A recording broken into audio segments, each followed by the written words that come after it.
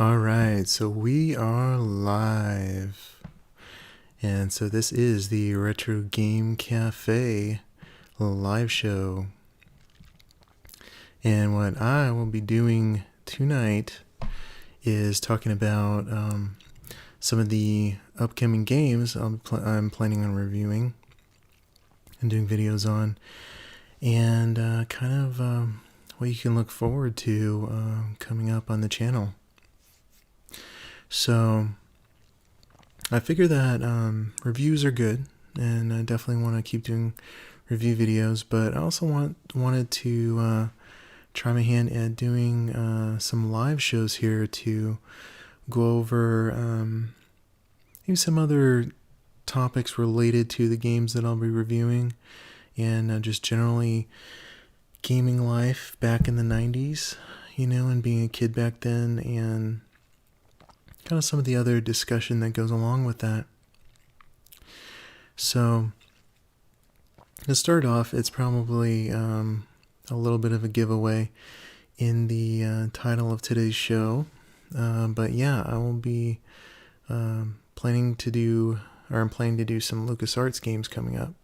And that should be no surprise to anybody who's been doing some gaming, or who did some gaming in the 90s on the PC, because LucasArts, oh my goodness, how to describe LucasArts?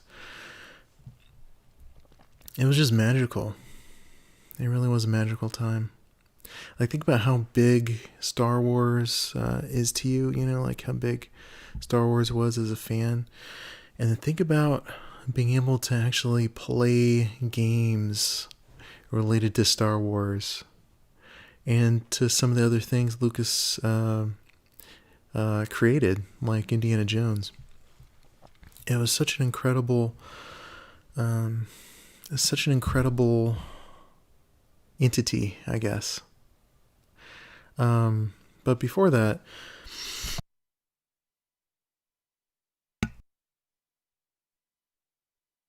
I kind of wanted to talk a little bit about just what Star Wars meant to, a kid in the 90s. Because I think there's been a misconception that I heard from some media outlets that Star Wars was mainly something that kids and nerds liked. But I think that's coming from the perspective of people that, kind of were introduced to it as kids. And so they figure that that's all it was, but it's really not paying attention to the whole generation that it impacted, which was the parents of a lot of us that were, kids in the 90s and the 80s, where, Star Wars impacted so many people back in the day. That's why the box office numbers were so big for the 3 Star Wars movies back from the 70s and 80s. Was because it had such a large, broad outreach of people that that it impacted, that it enjoyed it, that it reached to. Like, for example, my father was always just the coolest guy to me as a kid, because he was this guy who always accomplished what he set out to. He worked and took care of the family and everything. And he liked cool stuff, like watching cop shows and Dirty Harry movies and, World War II movies, things like that. He was into exciting, interesting things. And for him to bring, the kids around and say, like, hey, this is one of the coolest movies there are. You guys are going to like this. And to show us the Star Wars movies was like, wow, this huge thing, because my dad is like, he's this like super cool, adventure hero guy in my eyes, and like for him to like Star Wars, it just made Star Wars this special thing in my mind. And, I guess that's kind of how, or what Star Wars meant to me, as a kid, because of, what it meant coming from my father. And my father wasn't, a nerdy guy. He wasn't into, typical nerdy stuff. He was just a regular, normal guy, who like cool things, and Star Wars was cool. So don't let anybody tell you different. It was cool. It is cool. Everybody loved it. It was huge. But like as movies go, as things go with movies, they're popular, when they come out, but, really it's kind of the dedicated fans that keep it alive afterwards.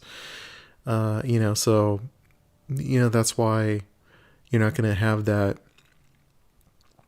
that's why you're seeing, so many, kind of like nerds and, kids who liked it, representing the fandom now, because for the adults that saw it at the time, it was, big for the time, but then, time goes on and there's other things that they have interest in. But that's kind of like to set the landscape of what Star Wars was like as a kid. And so for me, being able to find, these Star Wars games in the store, like I think the first one that I came across was X-Wing. I was out shopping at Costco with my parents. And, honestly, I think I could probably do a whole video just on how I got news about games as a kid in the 90s, because let me tell you, we have just a treasure trove of access to game news now, through social media and websites, blogs, everything, YouTube, Twitch. You can find out so much about games, this ocean of information about games. But at the time, it was much different. There wasn't very much internet, certainly not a lot of internet news at the time.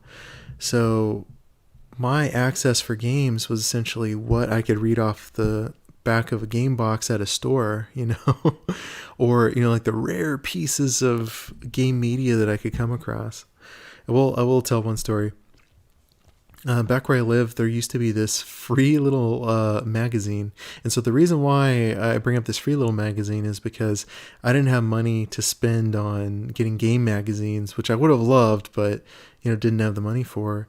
And it's not like my parents were going to spend the money on something so, I guess, luxurious and wasteful, to like spend money on a game magazine.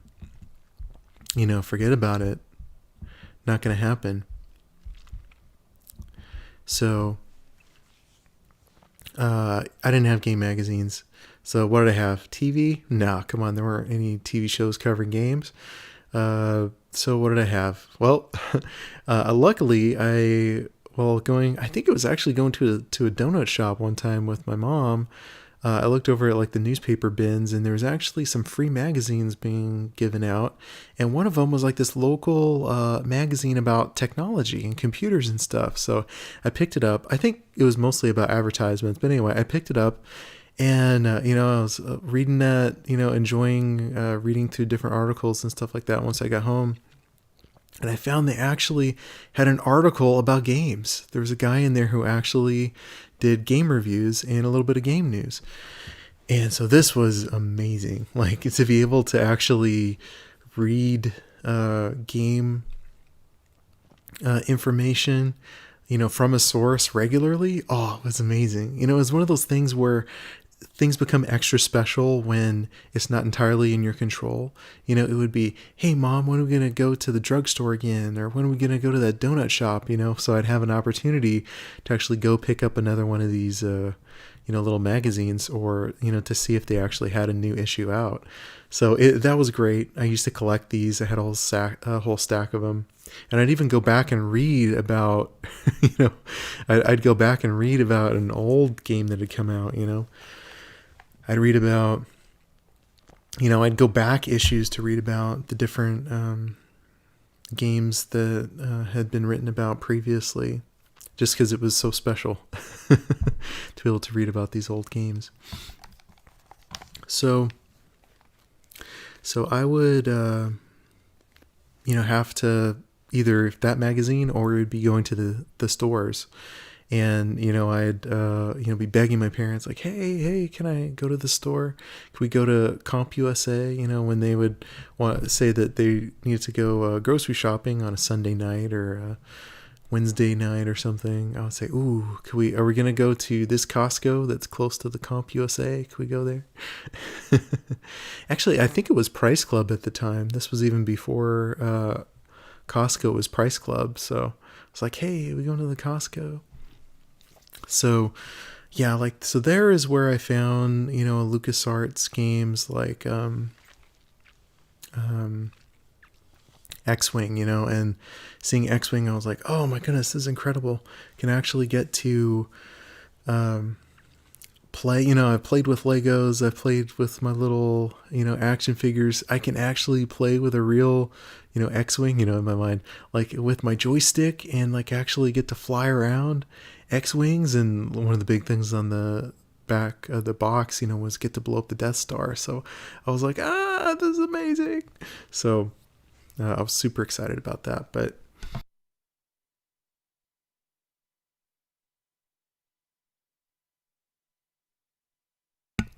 there's tons of games like that I would find. But anyway, so thought I'd show y'all some of the games coming up that I'm looking at doing some videos on. So let's check it out.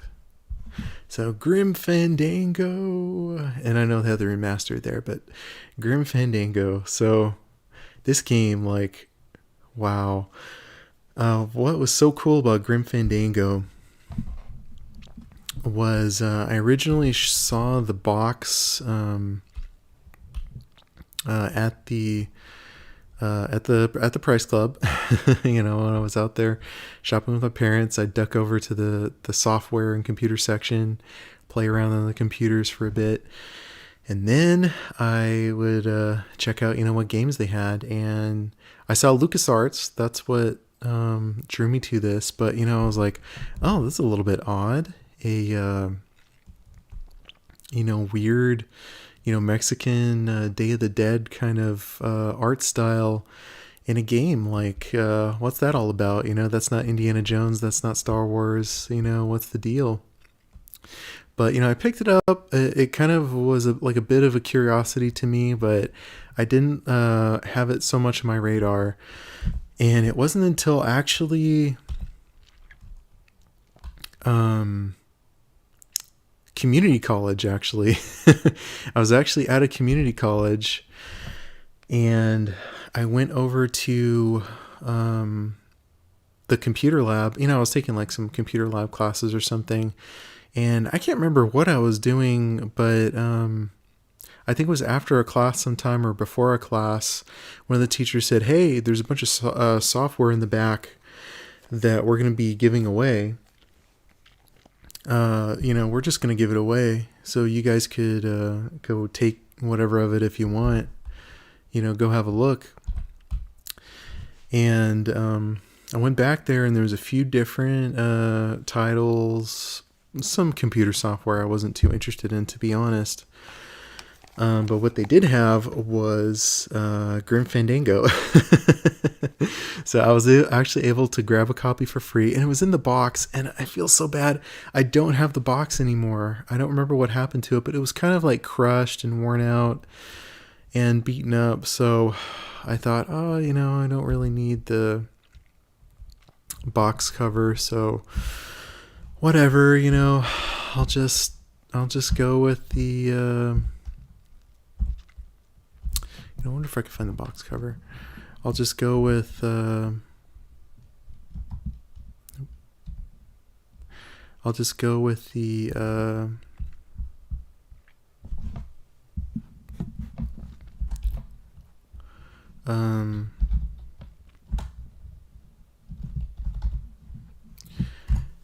keeping, like the covers, like the little CD sleeves and stuff like that. Oh yeah, this was the one right here. Yes, indeed. Oh, in all its glory. It's so great. Loved it. I have the back cover too. Yeah, this was it. Although actually this looks like Spanish version. It does indeed. But anyway, aside from the language there, yeah, getting to get this for free was quite a treat. But it is such a special game. Such a special game. It's yeah, just being able to look at some of these pictures brings back the memories. Yeah, it was like this like Humphrey Bogart, what do you call it? Casablanca kind of thing. And oh my goodness, the circus. Sorry. So before I get too far into the memories here, Grim Fandango is really special because it because it was an adventure, but it had this emotional depth to it. The music just really sucked you in, and like immediately, the story just took me in. And honestly, like me and my brothers, we all played it. Like, you know, like we would take turns playing like the one game on the one computer. We would take turns playing this through. And we all played it through several times just because of how good the story was. Just like overall commenting on it, the story was just so good. This amazing story that had twists and turns. It had crime capers. It had this, you know, Humphrey Bogart kind of story going on. It had romance. It had adventure. It had kind of this like fantasy kind of world going on. And the characters, oh my goodness, the characters. So this game, the music, the story, the characters were just all so amazing, so larger than life. Just so deep and somehow grounded. Like, despite this taking place in this magical world, you know, with this magical setting, it like immediately was grounded because like the main character, Manny Calavera, was like this. And I love how they got, I think, Spanish language voice actors, because everyone had just amazing, just like delicious Spanish accents, and they're just like fantastic. And it was just like so great that anyway, so getting back from there though, so Manny Calavera is just this like 9 to 5 just like blue collar guy. Like, he's just got a job, he's doing a job, and like the whole like how the story starts off, how in my opinion all great adventures start off just like from humble beginnings. You know, it just like has like a simple task. He just wants to keep his job, you know, and so he gets off on this like crazy adventure that takes him, you know, to different countries, you know, exotic locales, all these things, just starting off from a simple premise that he wanted to keep his job, you know.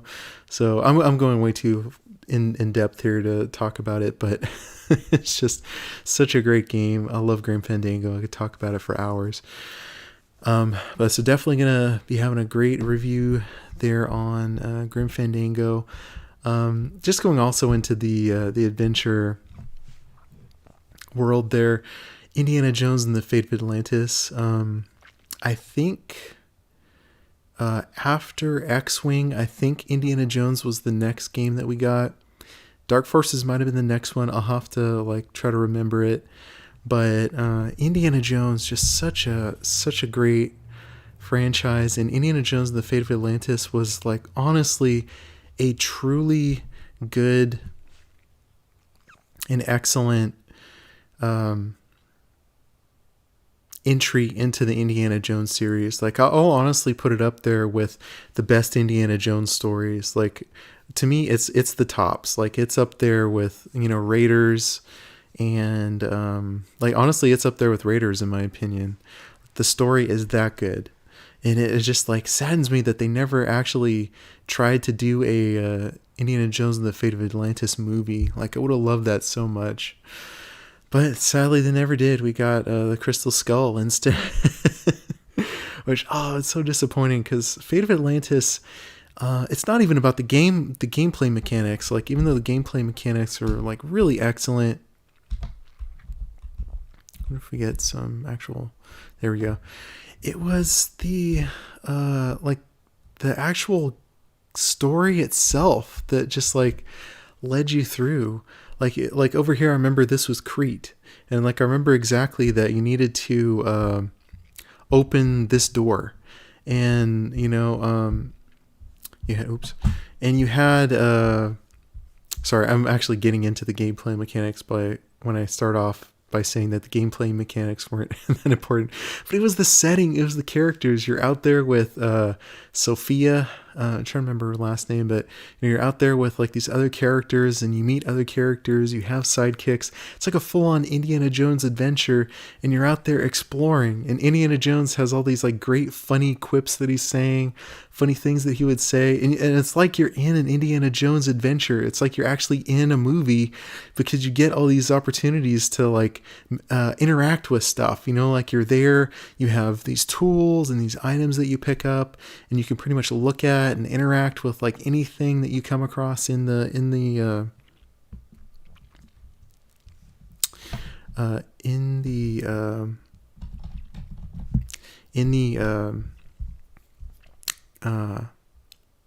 game. And sorry, I just realized that I haven't been sharing my browser, so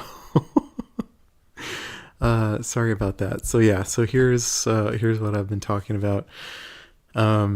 So yeah, you all totally missed Grim Fandango. Sorry about that. I'll have to look at the review instead to get some of that Grim Fandango goodness. But anyway, so yeah, you got to like manipulate everything. Like I think in this scene you could even look out at the oh no, wait, I don't think this was Crete. Was this? No, I think it was like Costa Rica or something, somewhere in the Caribbean. Sorry, so not Crete. Or maybe it was Crete. Anyway, it was Crete or the Caribbean, I guarantee you. Anyway, like you could actually like click out on, like the ocean and like look at it or something. Yeah, look at like the ocean. He'd have something to say. It'd say like, how beautiful or something. But, aside from that, it was just this incredible feeling to be able to be in an Indiana Jones adventure yourself, to actually be in a movie yourself, and to have like this level of being able to interact with it. And I think for me, that's what really gets me to connect with a game, is how much I can interact with it. It's one thing to just be able to just walk around in a world and be like, oh, okay, you can like look around, whatever, maybe shoot at stuff. But like to actually be able to pick things up, examine things, like have the character actually interact with things in the world, interact with characters in the world. That's where I get a real connection with a game, and it starts going beyond a game, and like I start actually getting to feel it and be actually feeling like I'm there in the game, in the world, So Indiana Jones and the Fate of Atlantis, absolutely one of my favorites. I'll have to hopefully do that justice with a great review, but yeah, it was incredible. I actually think that I ordered Indiana Jones and the Fate of Atlantis off of a magazine, because I think the company that my dad worked for had like some software deals that they would have, and so my dad got a discount, and so we were able to get a discount on a game. So it was really great. But yeah, truly a favorite for all of me and my brothers. But yeah, the meat and potatoes of LucasArts, Star Wars and Indiana Jones. And for me, Star Wars, my goodness, Dark Forces. Actually getting able to play like with some blaster guns in the Star Wars universe, that was like a dream come true for me as a kid, for me and my brothers. Just phenomenal. Even looking at it now, it doesn't look like, the graphics look great to me. It's like you get a blaster rifle there, stormtrooper blaster rifle, and this like great little, typical imperial interior set. Like, oh, this is just awesome. So for me, Dark Forces is just incredible. The scene, maybe the graphics aren't as great, but being able to actually grab a blaster rifle and, go around, actually complete these different missions in the Star Wars universe, actually square off against stormtroopers and Imperial officers. Got an Imperial officer over there. And actually, I think it's an officer, or maybe they just call them commandos. I mean, they're wearing those hats like the dudes who are operating control levers and stuff in Star Wars had, so I'm not sure how special forces they were. Oh, actually, there's a dead officer right there. Anyway, yeah, just being able to like go around and play with guns in the Star Wars universe, and like pretend I'm actually like Luke and Han out there in the Death Star running around shooting at stormtroopers. Like, again, a dream come true. Like, me and my brothers would, imagine play this with our, toy guns and stuff running around. So getting to actually do that in a game was amazing. And like, honestly, like the graphics even like are great to me. Like, like we got like shadows and, like easily discernible characters and weapons and stuff. Chucking a thermal detonator there. I mean, yeah, it's great. It just was amazing. This is, I think, Star Wars or Dark Forces 2. But yeah, getting to actually play around with those weapons, the Star Wars music, the sound effects, like this was incredible. Incredible. And I think I learned about this actually from LucasArts used to have this magazine that came with the games called The Adventurer. And I'm pretty sure I found it from The Adventurer. But anyway, I'll get into more of that later. But truly one of my favorites. Love it. And then Outlaws. Not sure how many of you have played it or how many of you know about it. This was definitely an internet era game. Because it actually had a multiplayer mode, which I never played because I wasn't a big fan of multiplayer games, but it was this like very interesting Western game. And again, not sure how many Western fans out there, but before Red Dead Redemption, there were slim pickings if you wanted to play a Western game. And, Outlaws was it for a while. I can't say that definitively. I'm sure there were others, but it was quite a fantastic game. You actually got to be in kind of this like Clint Eastwood type of movie. Now, and they even talked about this in the Adventure magazine. I remember reading articles about it, that it was a different kind of game. Like it wasn't, like a typical kind of, I guess, kid-friendly game. Like it actually had a more mature story. It was about, some very serious things like death and kidnapping and revenge. And so it was pretty serious. And so it was pretty serious. And it took kind of a homage type of approach where it try to take the best, kind of like with what Red Dead did actually, where they take kind of the best of different Western film elements and try to put together. So it definitely had a lot of spaghetti Western, Clint Eastwood kind of feeling to it, especially with the soundtrack. And this game, it actually came with the soundtrack on the CD, so you could actually like play the CD as a music CD. And I have to admit, I drove around listening to it. I would pop it in my computer and listen to it sometimes because it was great. It was a lot of fun.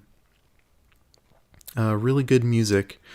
Like honestly, on par with film level scores. It was great. Truly an excellent soundtrack. And it was a really exciting, fun little game. Like you got so as a kid, especially maybe growing up in America, you play a lot as a cowboy as a kid. Maybe not so much now. Maybe not so much kids of today. There's like other things, but definitely as a kid in the 90s, Westerns were still a big deal. And, so I'd always like play around, with like gun, had my 6-shooter and, my Winchester rifle and go around and fight the bad guys and have showdowns and, gunfights at high noon. But this game, it was so cool because you actually had your 6-shooters. You actually had your rifles and shotguns. Like that. Like you had your little revolver and, you could like fan it like that. And, the story there.